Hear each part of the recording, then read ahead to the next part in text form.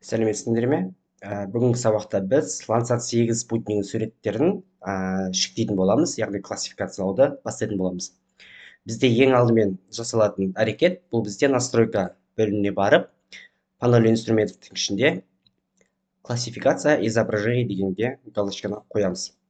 Осындай функция шығады, оны осында алып келеміз. Ең біріншіден, біздің алған аймағымызда жерлерінің типін анықтауымыз керек. Мысалы, біздің жерде не бар? Бос жатқан жерлер, және урбандалған жерлер, яғни елді мекен жерлері. Одан кейін ауыл шаруашылығы мақсатындағы жерлер, яғни егістік алқаптар мен жайылым жерлер, қайсысы бар екенін анықтап аламыз. Яғни алған аймақтарың әркімде әртүрлі болуы тиіс. Енді менің алғаным суретім бұл Қапшағай су қоймасының аумағы. Енді осы суреттен біз ең алдымен былай жасаймыз. Классификация бөліміне барып, бізде мына жерде нарисовать полигон деген жерде бізде үш түрлі функциясы беріледі. Бірінші, нарисовать полигонмен жасап көрейік. Біз осындай әртүрлі фигураларды жасау арқылы осылай бізге керек аумақтарды белгілеп аламыз.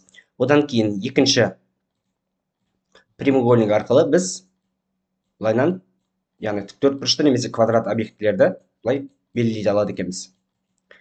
Одан кейін үшіншісі окружность, яғни шеңбер арқылы біз осылай аумақтарымызды белгілеп алуымызға болады екен. Бұл аумақтарды белгілеу және жер телімінің қандай категорияға жататынын анықтау үшін керек болады. Енді мына суретті фигураларды мен өшіре тұрайын. Ол үшін ең бірінші менеджер осы таблицасына барамыз. Осы жерден мен біріншіден және соңғыға дейін барлығын таңдап, мына жерде удалить данные деген бар. Осы X кнопкасын басу арқылы мен барлығын өшіре алады екенмін. Енді бірінші біз су объектісінен бастайық. Яғни су объектісі бізде су қоймасы, және де мына жерде өзен тұр. Енді осыны жасау үшін мен картаны жақындатамын. Одан кейін прямоугольник арқылы кімге қайсысы ыңғайлы, соны алып жасайтын боламыз. Так. Мына жерден прямоугольник арқылы мен суретімді былай бастаймын. Яғни бізде әр категория бойынша кемінде 70 немесе 60 жәлдегі штуктан болу керек. Мысалы, мен су объектісін қазір осылай белгілеп шығамын. Одан кемінде 70-80 штук болу керек. Міне, осылай белгілеп шығамын. Белгілеп шығайық. Менде де видеода уақыт қысқа болғандықтан, сендер өздерің асықпай жасайсыңдар. Менде осы видеода уақыт қысқа болғандықтан осылай тез-тез жасайтын боламын.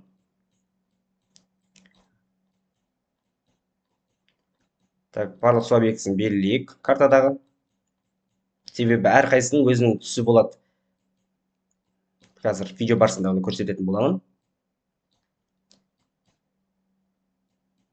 Белгілеп шықтық. Енді бізде мына жақта өзен бар.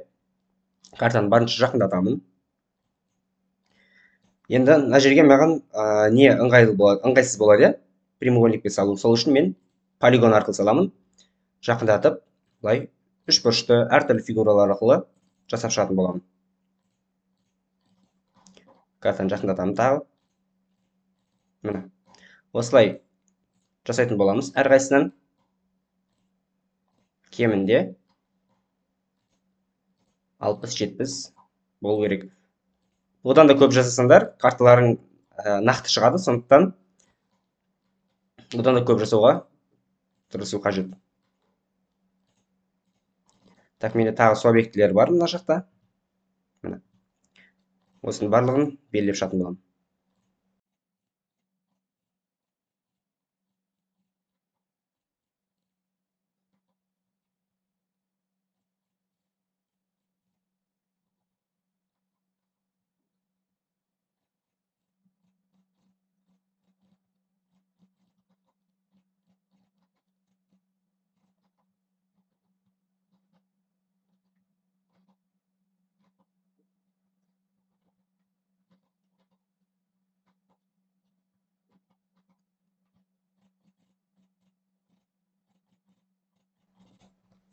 Енді біз сол объектілерді белгілеп шықтық.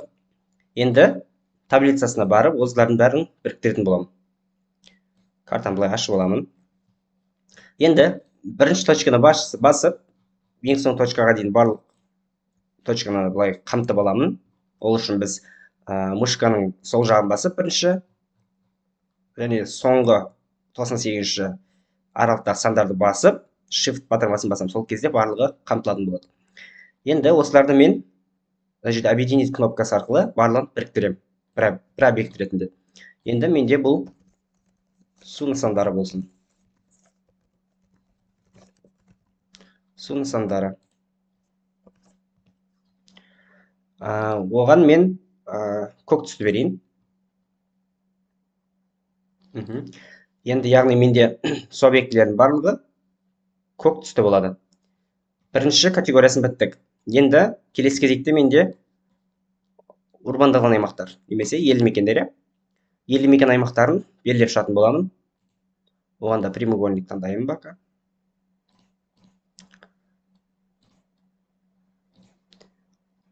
Былай белгілеп шығамыз.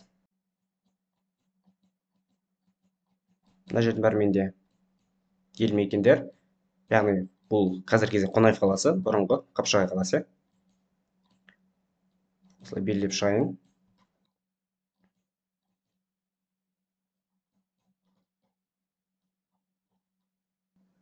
Яғни карта бетінде қандай елді мекен немесе адам тұратын аймақтар бар, солардың барлығын белгілеп шығатын боламыз. Себебі картада классификация жасаған кезде ол белгілі бір түске боялады. Сондықтан белгілеп шығуымыз қажет.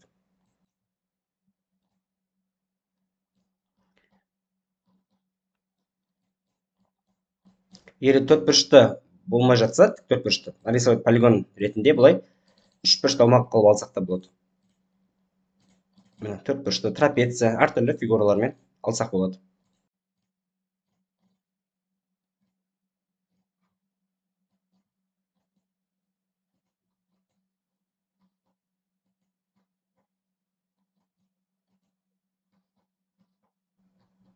Қараймыз.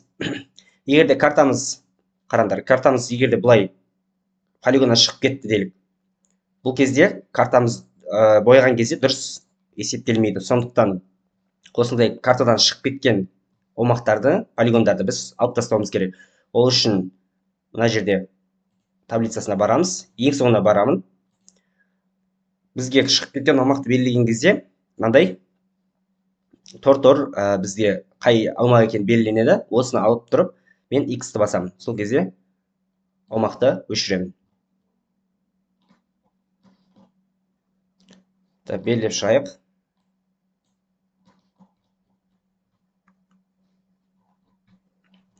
Сендерде елді мекендер аз болуы мүмкін. Мысалы, менің картамдағы аймақта елді мекендер көп екен. Картаны дұрыстап қараймыз, қалдырып кетпейміз.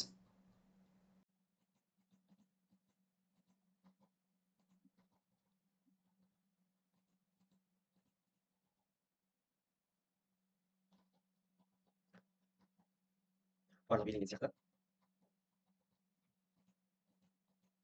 Барлығы елді мекендер.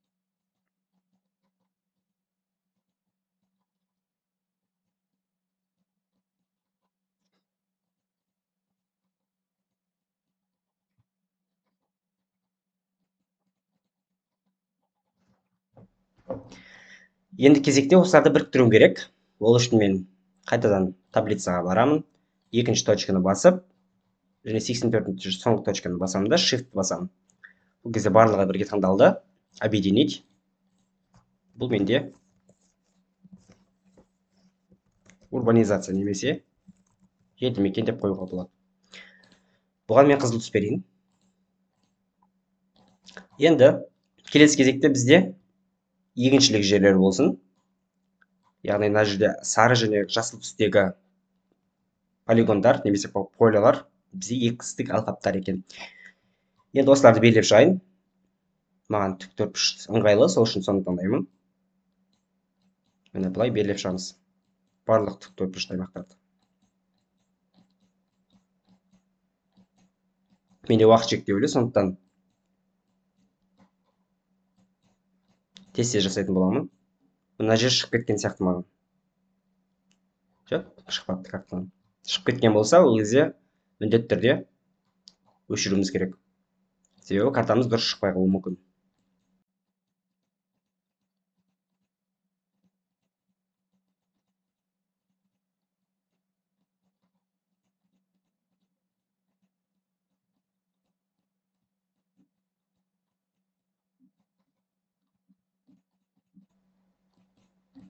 Менде ауыл шаруашылық жерлері өте көп, сондықтан мен дұрыстап жасауым керек.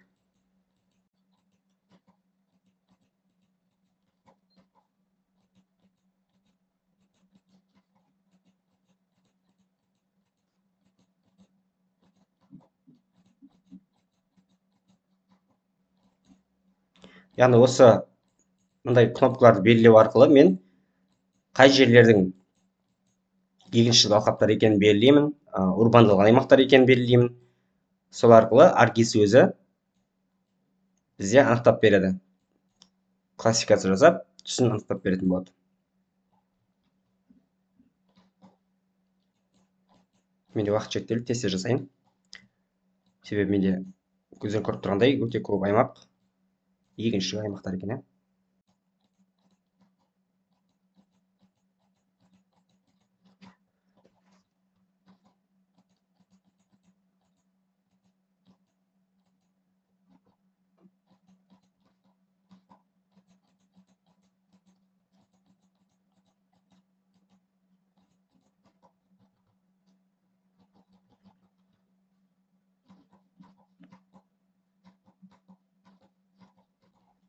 Картамыздың барлық жерін қараймыз.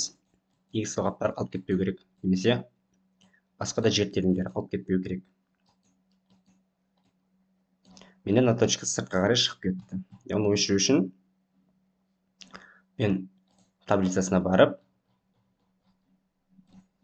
мына суретті басамын да удалить етемін.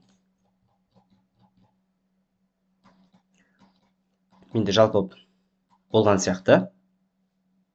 Енді осы аймақтарды біріктіруім керек.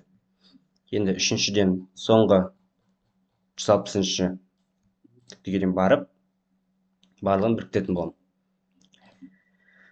Бізде егіншілік алқаптарын сары түспен белгілейік. Енді оны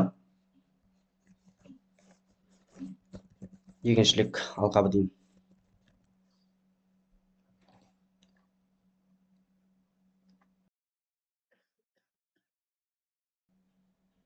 Енді келесі кезекте бізде бос жатқан жерлер бар.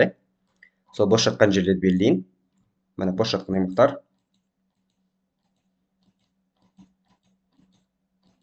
Бұл көбінесе шөл аймақтар болуы мүмкін, немесе шөлейт жерлер де болуы мүмкін. Сортаңданған жерлер деген сияқты.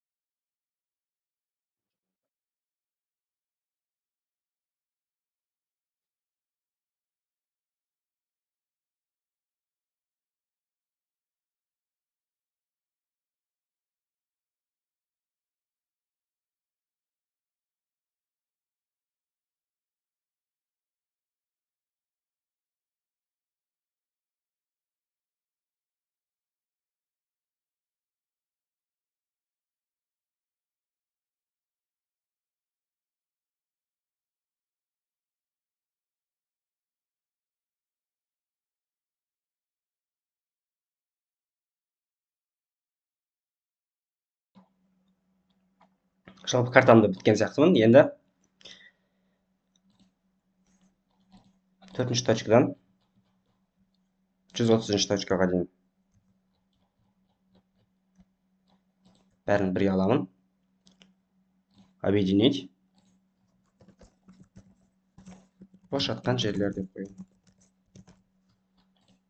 Бұған түсір түс берейін. Енді қараңдар, біреулерінде сіздерде орман болуы мүмкін, орман аймақтар, тоғай аймақтар, немесе біреулерінде карталардың тау жақтан болса, ол кезде сіздерде қоңыр объектілер болып тұрады, ол бізде таулы аймақтар. Ол кезде сіздер тауларды белгілеп, 5-ші категория таулар, немесе таулы жер деп, одан кейін 6-шы мысалы орманы болса, ол жерде орман деп жазып қоямыз.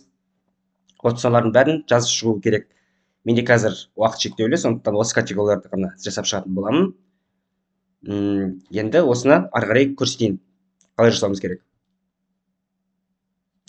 Енді осы карталарды біз сақтауымыз керек. Картамызды сақтап алуымыз керек. Мына жерде мәнде қате кетіп қалды. Енді осыны мен сақтап алуым керек.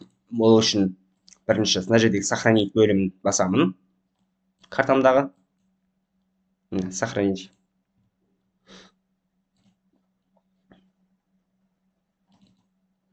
Осында сақтайын. Менде клип қапшағай тиф деп жазайын. Міне. Сендерде ол басқаша болуы мүмкін названиесі. Сохранить деймін. Енді келесі кезекте бізде создать файл сигнатур деген бар. Яғни мынау нысандардың түстерін сақтау үшін біз осы файлды басамыз. Осы жерден өзім сақтағым келетін папкеге барамын да атын жазып шығамын. Менде мысалға дайын тұрған клип қапшағай деген атын қоятын боламын. Сендерде ол басқаша болуы мүмкін. Өздерінің елді мекендерінің атауларына байланысты қойыңдар. Одан кейін файлдың артынан міндетті түрде мынау форматын жазамыз. GCG деп. Ол міндетті түрде. Одан кейін оны сохранить деп басамын.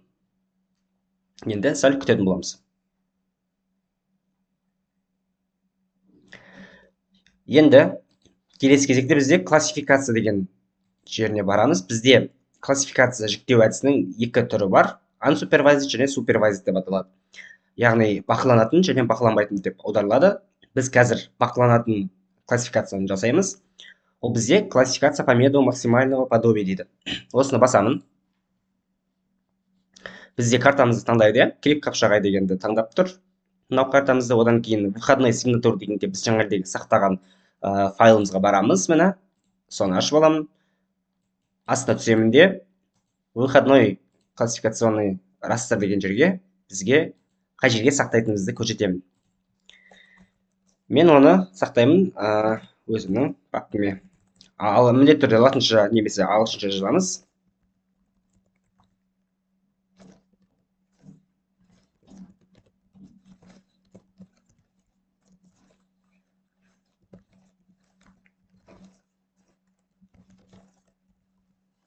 Міне жасап болдым. Менде classification қапшағай деп тұр. Яғни қапшағайдың классификациясы .tif деп жаздым. Сохранить басамын. Одан кейінгі іс-әрекет бізде окей батырмасын басамыз. Мына жерде бізде жер ғаламшары айланады. Енді әркімнің ноутбугының немесе компьютерінің характеристикасына байланысты ол тез жасалады, біреуінде баяу жасалады деген сияқты. Мына жерде біреуінде мысалға жаңағы классификация деп шығуы мүмкін, жазу, біреуінде шықпауы мүмкін. Барынша күтеміз. Компьютерді өшіріп қоймаймыз. Міне менде дайын болды. Енді қараймыз. Менде мына жерде түстердің бәрі ауысып кетті. Енді сол өзінің цветтерін беру үшін мен мынау таблицасын ашатын боламын. Менде бірінші значение ол су нысандары. Оған барамын да мен көгілдір түс беремін.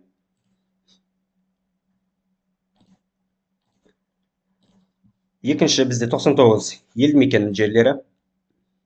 Оған сары түс беремін. Одан кейін үшінші бізде егіншілік алқаптар. Бұған сары түс беріп, жаңағыдегі бізде қызыл түс болады екен. Мен қателестім. Қызыл түс береміз. Одан кейін бос жатқан жерлер өзі сұр түс болады екен. Сұр түс таңдаймын. Окейді басамын. Яғни картамыз осындай деңгейге жету керек. Мен нақты жасамадым. Қараңдар, мысалға мына жерлерде өзендер бар тұғын. Менде уақыт шектеулі болғандықтан оның бәрін жасамадым. Сондықтан оны ауыл шаруашылық жерлеріне қосып жіберді. Сары ретінде. Ал сендерде ол нақты шығу керек. Ал мен анау көлді жасадым ғой, су қойманы, иә, су қойманы жасадым, мына жақтарын жасадым. Бұл жақ менде нақты шықты, иә, аумақтары. Одан кейін елді мекендері нақты шықты деген сияқты. Міне осындай сендерде карта дайын болу керек біздің сабаққа дейін. Одан кейін осыны бізде файлдың свойствосына барамыз, символ деген жерге барамыз. Енді осы жерде бізде сендерде общий деп тұрады бірінші. Символ дегенге барып, надпись деген жерге бірінші бізде су нысандары, соны жазамыз.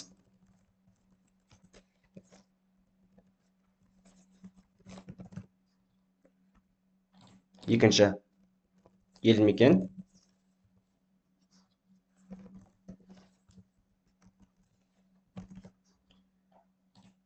Үшінші егіншілік. Екінші алқаптары. Одан кейін бос жатқан жерлер. Біреулерінде жайылым жерлері болуы мүмкін. Оны да жазатын боламыз. Менде ондай жайылым жер жоқ, мысалға. Немесе менің уақытым жетпеді. Сондықтан мен осы 4 категорияны жаздым. Біреуінде жаңа айтқандай орман болады, тау болады, тағы да басқа жер телімдерінің объектілері болуы мүмкін. Осыны енді применить, сохранить деймін. Мына жерде бізде аттары шыққан болатын. Енді файлға барып, осыны сохранить етіп алайын. Сохранить как деймін. Өзімнің папкаме барамын. Мен числомен сақтайын.